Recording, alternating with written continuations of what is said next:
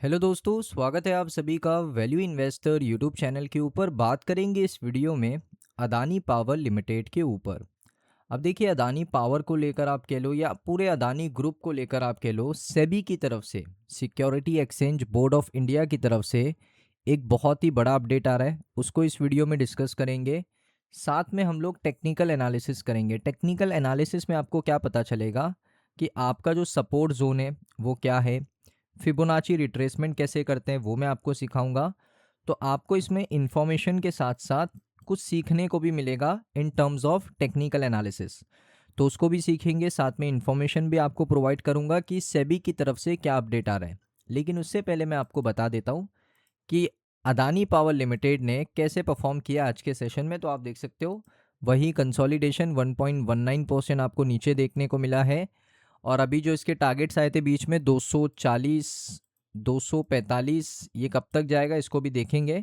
तो चलिए दोस्तों, वीडियो को शुरू करते हैं। सबसे पहले सेबी की तरफ से क्या अपडेट आ रहा है वो आप देख सकते हो। तो यहाँ पर आप देखोगे, सेबी ने रिजेक्ट किया है settlement application 13 foreign fund in Adani probe. अब दोस्तों, ये पूरी कहानी क्या है मैं आपको शुरुआत से बताता हूँ।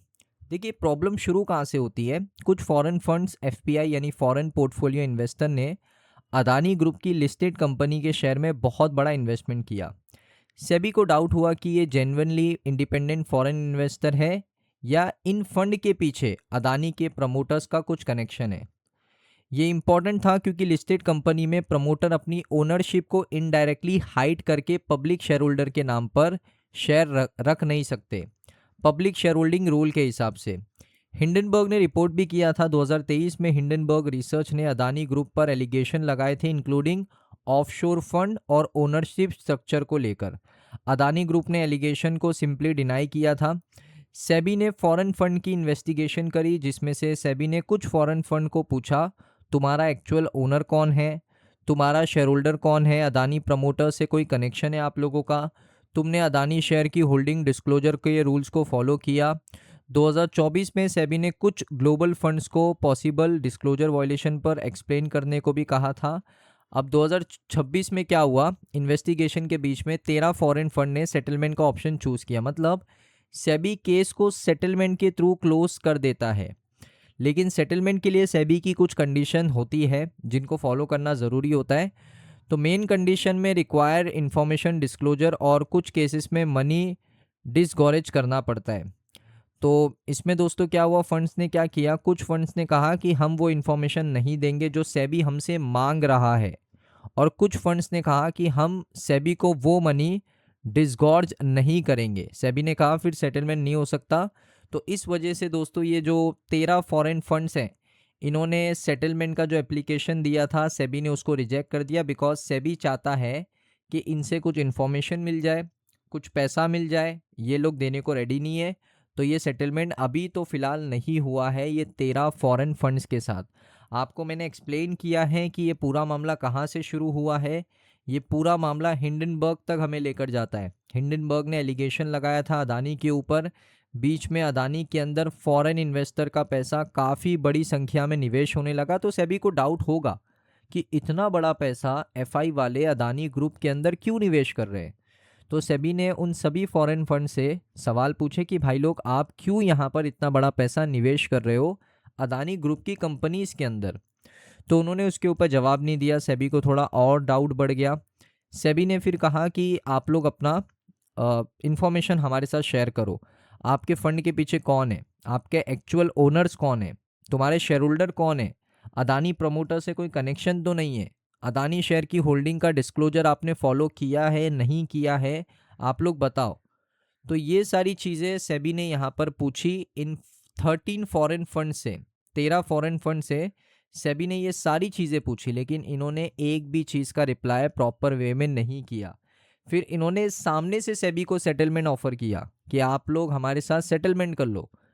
तो फिर सेबी ने कहा कि आपको कुछ इन्फॉर्मेशन हमारे साथ शेयर करना पड़ेगा और कुछ पैसे भी देने पड़ेंगे जो सेटलमेंट के होते हैं।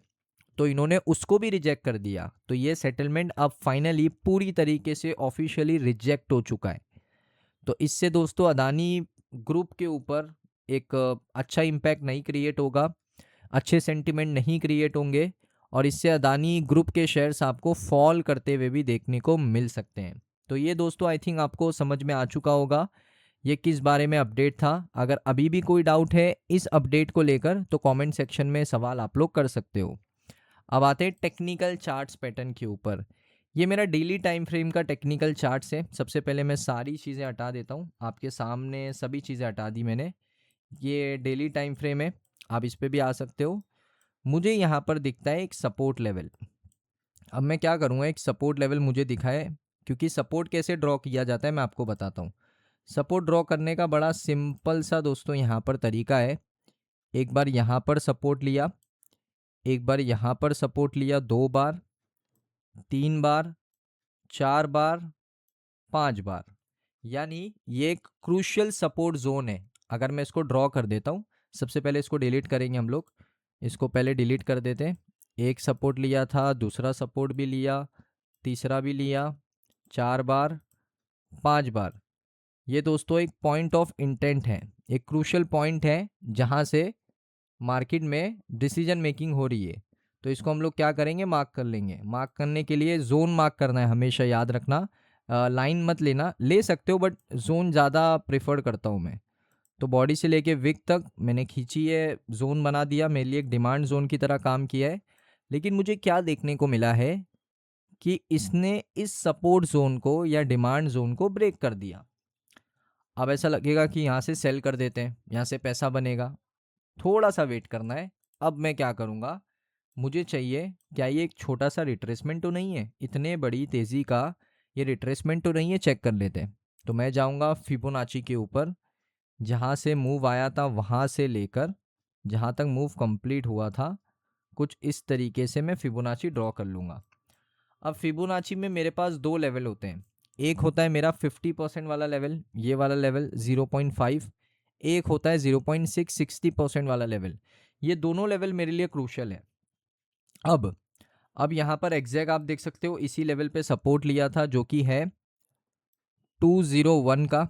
ये लेवल पे इसने सपोर्ट लिया था। और यहाँ से दोस्तों एक और लेवल है 189 का, जो मैं आपको बार बार बता रहा हूँ कि ये लेवल बड़ा क्रूशियल लेवल है अदानी पावर के लिए। 189 का लेवल है। तो प्राइस क्या कर सकता है, प्राइस के सिनेरियो हम लोग बनाते हैं। किसी को नहीं पता प्राइस क्या परफॉर्म करेगा, शेयर किधर जाएगा, ऊपर जाएगा, नीचे जाएगा, किसी को नहीं पता होता है। सब चीज़ें सिनेरियो पे डिपेंड करती है। एनालिसिस के बाद सिनेरियो मैं आपको बता देता हूँ। सिनेरियो नंबर 1 है कि यहीं से ऊपर चला जाए। पहला सिनेरियो बड़ा सिंपल सा, 50% रिट्रेस किया, ऊपर चला जाए। दूसरा सिनेरियो क्या है कि 60% रिट्रेस करे, ऊपर चला जाए। ये दूसरा सिनेरियो है। तीसरा सिनेरियो ये है कि यहाँ से फॉल कर जाए, फॉल करके यहाँ तक आ जाए 172 तक। ये तीसरा सिनेरियो है। तो 3 सिनेरियो मैंने आपको बता दिए। इन 3 में से ही कुछ एक होगा जो आपको मार्केट के अंदर देखने को मिलेगा। अब दोस्तों टारगेट की अगर मैं बात करूँ तो मेरे लिए जो पहला टारगेट होगा यहाँ से, वो 229 का होने वाला है, 229। ये वाला मेरा टारगेट होगा, पुराना रेजिस्टेंस है मेरे लिए। यहाँ से बार बार मार्केट में सेलिंग आई है। अगर नहीं दिख रहा है तो दिखा देता हूँ कहाँ कहाँ पर सेलिंग आई है। तो मेरे लिए जो टारगेट होगा यहाँ से वो 229 का होगा। देखिए पहला सेलिंग यहाँ पर आया, दूसरा सेलिंग आपको यहाँ पर देखने को मिला, तीसरा सेलिंग आपको यहाँ पर देखने को मिला। तो ये भी मेरे लिए एक पॉइंट ऑफ इंटेंट है, यहाँ से बार बार सेलिंग आया है। जैसा ये मेरे लिए सपोर्ट था, ये मेरे लिए रेजिस्टेंस है। तो मैं अपना टारगेट यहीं तक 229 का लेवल है, वहीं तक देख रहा हूँ अभी के लिए, फ़िलहाल के लिए शॉर्ट टर्म टारगेट। सो दोस्तों वीडियो कैसा लगा आपको कमेंट सेक्शन में बताइए। अगर आपको वीडियो अच्छा लगा वीडियो को लाइक करें। चैनल के ऊपर अगर आप लोग पहली बार आए हो चैनल को सब्सक्राइब कर लो। मिलता हूँ मैं आप सभी लोगों को नेक्स्ट वीडियो के अंदर।